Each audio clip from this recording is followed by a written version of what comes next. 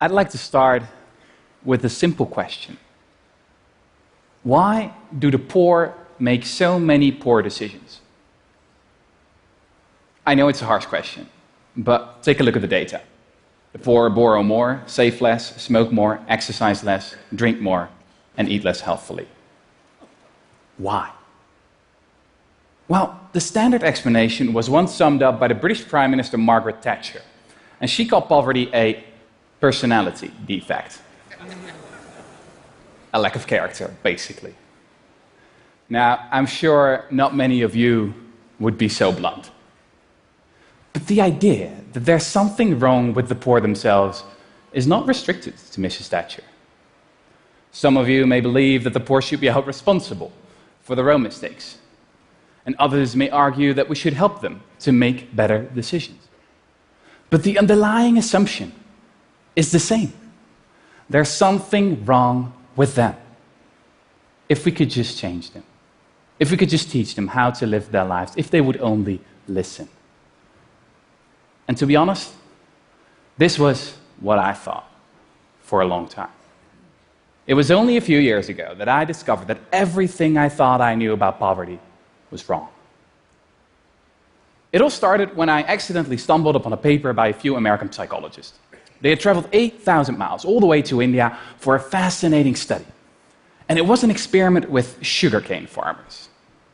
You should know that these farmers collect about 60% of their annual income all at once, right after the harvest. And this means that they're relatively poor one part of the year and rich the other. And the researchers asked them to do an IQ test before and after the harvest. What they subsequently discovered completely blew my mind. The farmers scored much worse on the test before the harvest. The effects of living in poverty, it turns out, correspond to losing 14 points of IQ. Now, to give you an idea, that's comparable to losing a night's sleep or the effects of alcoholism. A few months later, I heard that Elder Shafir, a professor at Princeton University and one of the authors of this study, was coming over to Holland, where I live. So we met up in Amsterdam to talk about his revolutionary new theory of poverty.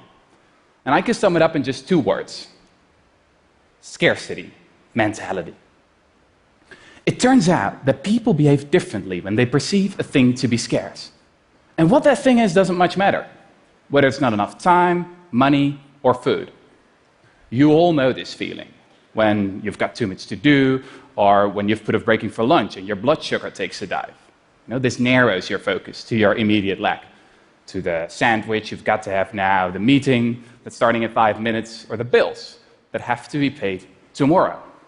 So the long-term perspective goes out the window. You could compare it to a new computer that's running 10 heavy programs at once. It gets slower and slower, making errors. Eventually it freezes, not because it's a bad computer, but because it has too much to do at once. Now, the poor have the same problem.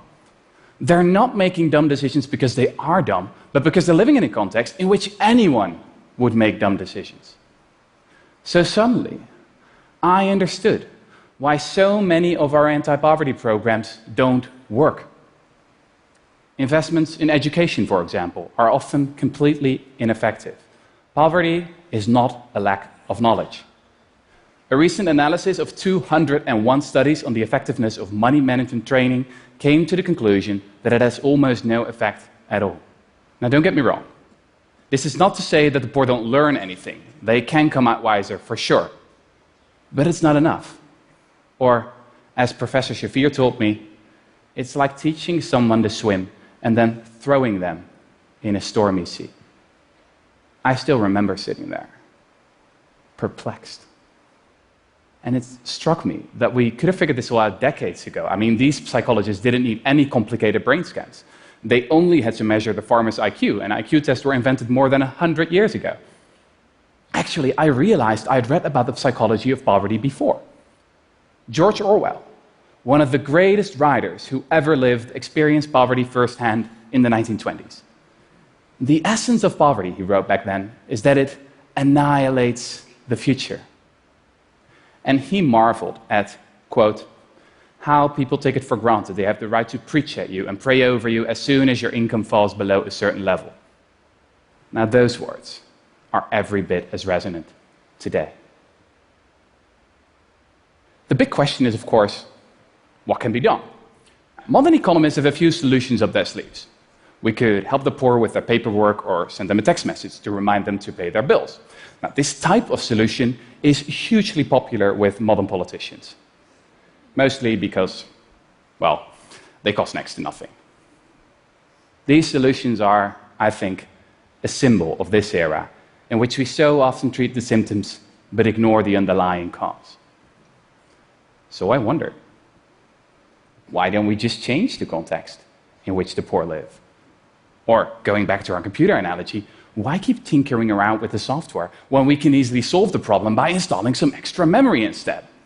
Now, at that point, Professor Shafir responded with a blank look. And after a few seconds, he said, I get it.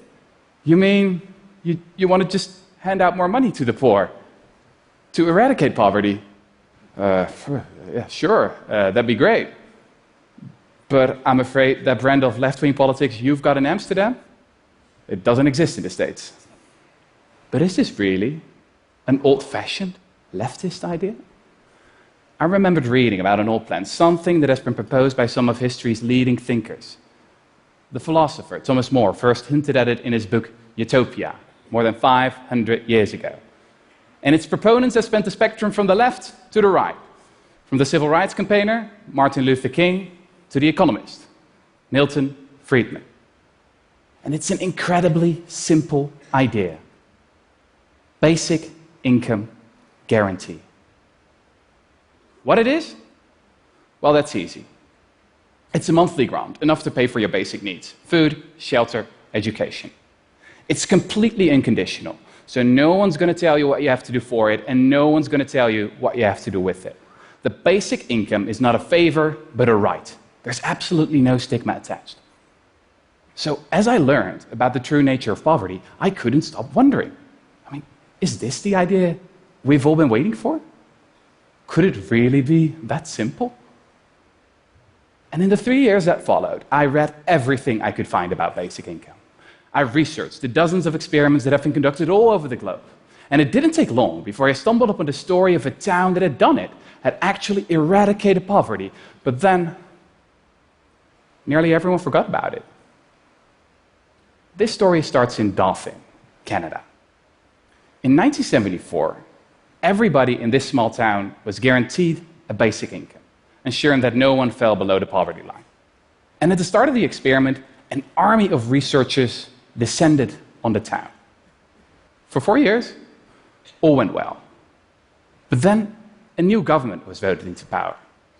And the new Canadian cabinet saw little point to the expensive experiment. So when it became clear there was no money left to analyze the results, the researchers decided to pack their files away in some 2,000 boxes. 25 years went by. And then Evelyn Forget, a Canadian professor, found the records. And for 3 years, she subjected the data to all manner of statistical analysis. And no matter what she tried, the results were the same every time. The experiment had been a resounding success. Evelyn Forget discovered that the people in Dauphin had not only become richer, but also smarter and healthier. The school performance of kids improved substantially. The hospitalization rate decreased by as much as 8.5%. Domestic violence incidents were down, as were mental health complaints. And people didn't quit their jobs.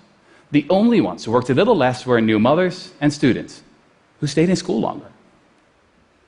Similar results have since been found in countless other experiments around the globe, from the US to India. So, here's what I've learned. When it comes to poverty, we, the rich, should stop pretending we know best.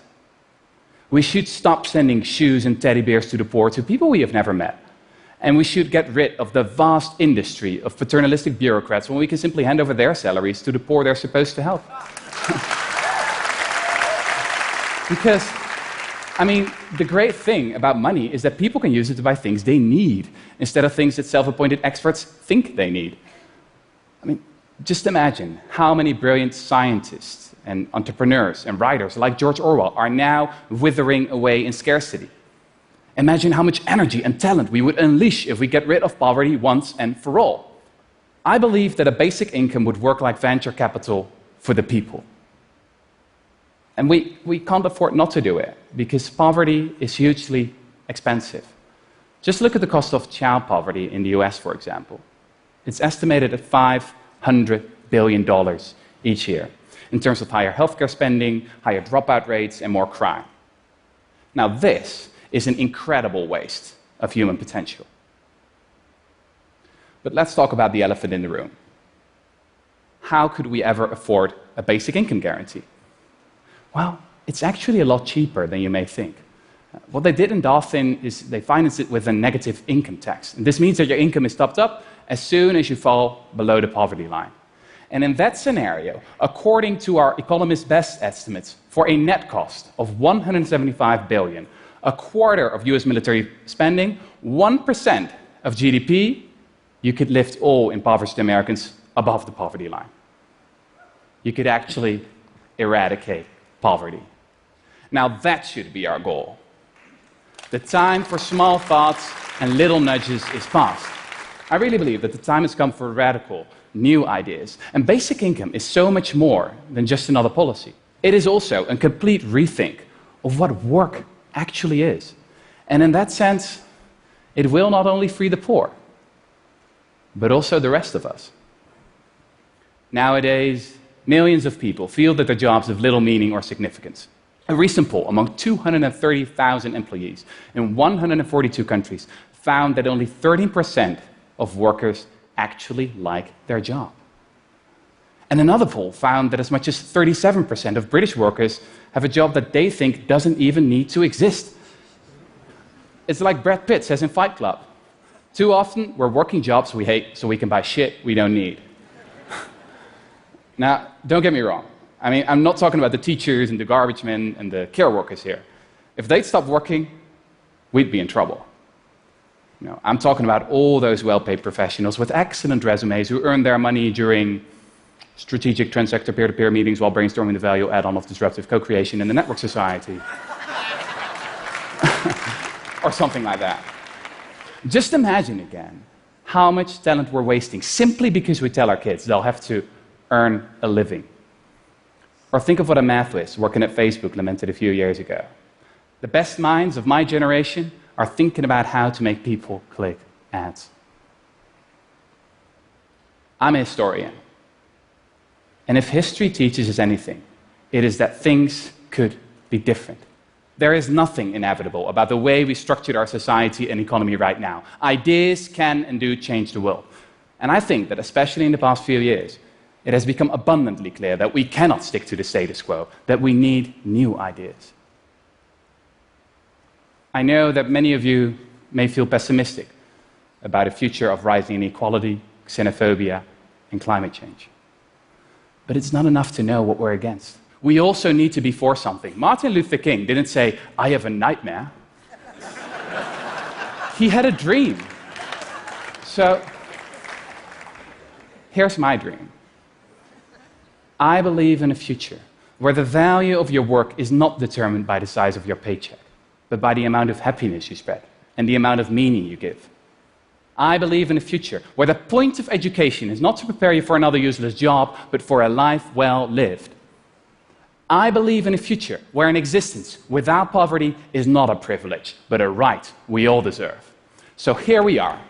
Here we are. We've got the research, we've got the evidence, and we've got the means. Now, more than 500 years after Thomas More first wrote about basic income, and 100 years after George Orwell discovered the true nature of poverty, we all need to change our worldview. Because poverty is not a lack of character. Poverty is a lack of cash. Thank you.